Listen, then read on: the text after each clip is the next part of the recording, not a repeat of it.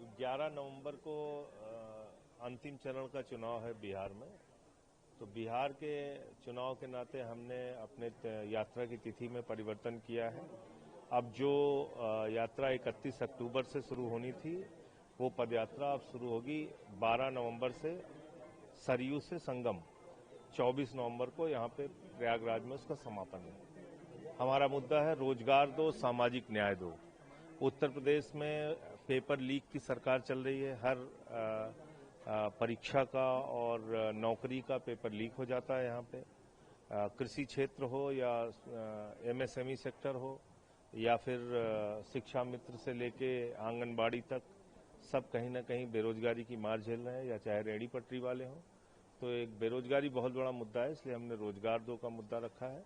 सामाजिक न्याय का मुद्दा हमने रखा है यात्रा में, क्योंकि आज सामाजिक भेदभाव का बहुत बड़ा शिकार उत्तर प्रदेश है। तो इसलिए उत्तर प्रदेश में ये दो मुद्दों को लेकर यात्रा चलेगी।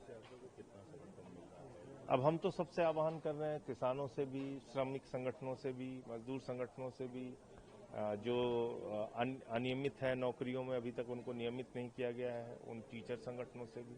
तो हम इस यात्रा में सबको जोड़ने का प्रयास कर रहे हैं। बिहार चुनाव को लेकर के किस तरह से फिलहाल तैयारियां हैं? बिहार चुनाव से पहले ही चुनाव खत्म हो चुका है।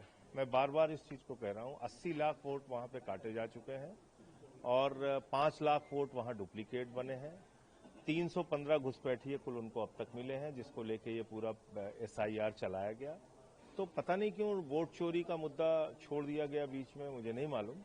लेकिन वोट चोरी एक बहुत बड़ा मुद्दा है और जब ये परिणाम आएंगे तो आपको इसका असर भी दिखाई पड़ेगा। तो मुझे लगता है कि ये एक बड़ा मुद्दा है और घपला घोटाला किस तरीके से चुनाव में किया जाता है उसका उदाहरण भी है। दोनों गठबंधन की बात करें तो दोनों में कहीं ना कहीं दरार देखने को मिल रही है, चाहे एनडीए गठबंधन हो चाहे एनडीए। वो चुनावी राजनीति में होता है, उसको वो ज्यादा बड़ा मुद्दा नहीं है। वो चुनाव की राजनीति में ऐसा होता है, हर आदमी अपने खींचतान करके अपने दल का फायदा देखना चाहता है, तो वो लोग भी देख रहे हैं। हम अपने अकेले लड़ रहे हैं और देखिए इस चुनाव में कितनी सफलता मिलती है। लोगों के बीच जा रहे हैं, अपने मुद्दे कह रहे हैं। जब प्रशांत किशोर हैं लड़ रहे थे, फिर उन्होंने अपना नाम वापस ले लिया। नहीं, उन्होंने नाम वापस क्यों लिया, ये एक सबके मन में सवाल है। और खुद उनका चुनाव न लड़ना, इसके कारण से एक जो उनकी रफ्तार थी वो रुकी ही नहीं, पीछे होती जा रही है। वो उनकी रणनीतिक चूक है, मैं ऐसा मानता हूँ। एयर पोल्यूशन को लेकर के कई सवाल उठ रहे हैं। फिलहाल अभी तो भाजपा नेता का ये कहना है कि दिल्ली की जनता ज्यादा अच्छे जानती है कि आप आम आदमी सरकार में किस तरह से दिल्ली की। देखिए, मैं तो मोदी जी को बधाई देना चाहता हूँ। उन्होंने हिंदुस्तान की राजधानी को नंबर 1 पे पहुंचा दिया प्रदूषण के मामले में। अभी तक हम लोग दूसरे, तीसरे, चौथे, 5वें नंबर पे संघर्ष कर रहे थे, लेकिन मोदी है तो मुमकिन है।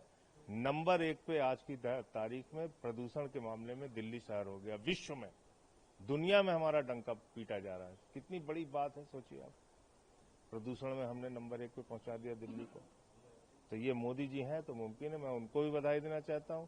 रेखा गुप्ता जी को भी बहुत बहुत बधाई देना चाहता हूं। जो काम 10 साल में आम आदमी पार्टी की केजरीवाल सरकार नहीं कर पाई, वो काम उन्होंने करके दिखाया। अच्छा, भारत की विदेश नीति पर लगातार कई सवाल उठ रहे हैं। ट्रंप का बार बार बयान आ रहा है कि रशिया से अब भारत तेल नहीं खरीदेगा। इसको लेकर के विपक्ष हमलावर है। अब भारत के भाग्य का फैसला अगर ट्रंप कर रहा है बैठ के, तो उस पर कौन बोलेगा?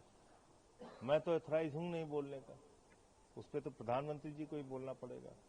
रोज ऐसे धमकी देना, रोज ऐसे डराना, तो ये तो ठीक बात नहीं है।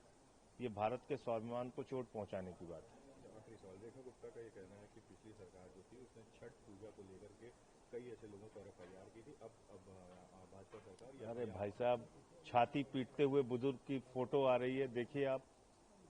जो लोगों के घरों में रोशनी देने के लिए दिया बनाता था बुजुर्ग आदमी, वो छाती पीट रहा है। उसके घर पे बुलडोजर चला रहे हैं लोग।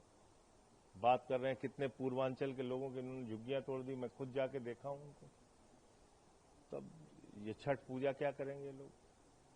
छठ के घाट तोड़े हैं भाजपाइयों ने। मैं उसके लिए आंदोलन किया हूं दिल्ली में। क्या बात करेंगे लोग?